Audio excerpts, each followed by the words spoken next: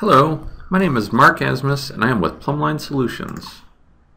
In this video, I will cover how to quick send payroll direct deposit advice slips, including the quick send setup screen, the employee setup, and the process of sending the advice slips. Let's get started. Here, I am already logged into Microsoft Dynamics SL.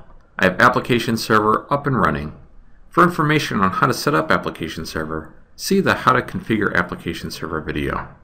You're going to need Application Server running somewhere on your network in order to send quick send documents. To get started with the setup, we'll head over to the Foundation module group, and in the Shared Information module, we'll open the Quick Send Setup screen. This screen is used to configure the defaults for the various types of documents that can be sent by a quick send. We'll go ahead and add a new document type for our direct deposit advice slip stubs. Our delivery method is going to be email. I'll go ahead and enter a notify and reply to address. For the email attachment type, I'll select Adobe Acrobat so I get a PDF attachment. Then I'll enter a default subject and body line. In the subject and/or body text, you can use a number of variables such as employee name, which will get swapped in with the actual employee's name during processing. Use the F1 help for more information on the various variables that you can use. Once you're happy with the setup, go and click Save and close out of the screen. Next step is to head over to Financials, the Payroll module, and open the Employee Maintenance screen. From this screen, we can set up on an employee-by-employee basis which employees we want to have their advice slip sent to via QuickSend. I'll go ahead and select an employee, and on the QuickSend tab, I'll select Direct Deposit Advice Slip. I'll enter the employee's email address, and I'll review the rest of the setup, which should have defaulted in from our QuickSend setup screen.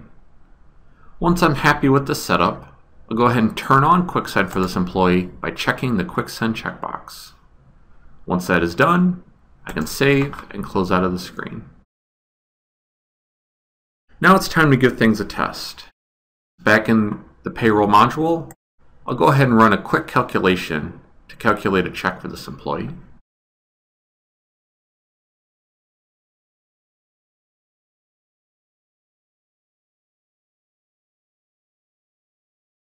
Once the calculation process is complete, close out of here. Back in Payroll module again, I'm going to select the Direct Deposit Advice Slips report.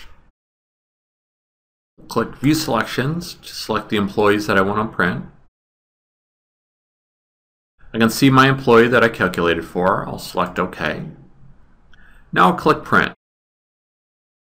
This process will now take a look at the employees that I've selected, and for the employees who are not set up for QuickSend, it'll print an advice slip to the printer as usual.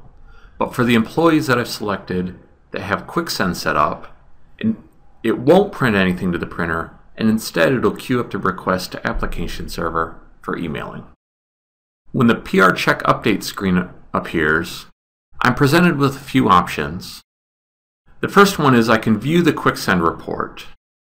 This will give me an idea of which employees are going to be queued up for emailing, so that I can verify that everything went okay. This report gives a preview of what will be sent to the employee in the email. This gives you sort of a last chance to review it to make sure things are set up correctly and make sure the numbers are coming out correct. The next option on the screen is a schedule date and time. This option is somewhat unique to the direct deposit slips, as it's the only QuickSend request that actually allows you to schedule it for a later time. This way the employees won't receive an advice slip before the money is available in their bank account. You can schedule a particular date and a particular time. And then once you select Keep All, you specify the date and the time, and you click Begin Processing, it'll queue those requests up for Application Server to process at that time. And if you notice, my Application Server has not started on those requests because I've scheduled them for a later date. I can review those scheduled requests over in the Shared Information module, Quick Send Inquiry. Under Search Employee Documents, I can refresh the grid and I can see that I have an advice slip scheduled. I'll switch to Form View. I have one scheduled for this employee. I can see the check stub date of 12/6/2013, and in the schedule date field I can see I've scheduled it for 12/8/2013 at this time. Once our scheduled date and time come along, we can look into Application Server and see our request being processed. After the request has been processed, we can check in Outlook in our Sent Items or Outbox folder and see the email be created. If we double click on the email, we can see the contents including our subject line and body text, and we can see the attachment PDF containing the direct deposit advice slip stub. So it looks like everything is up and running.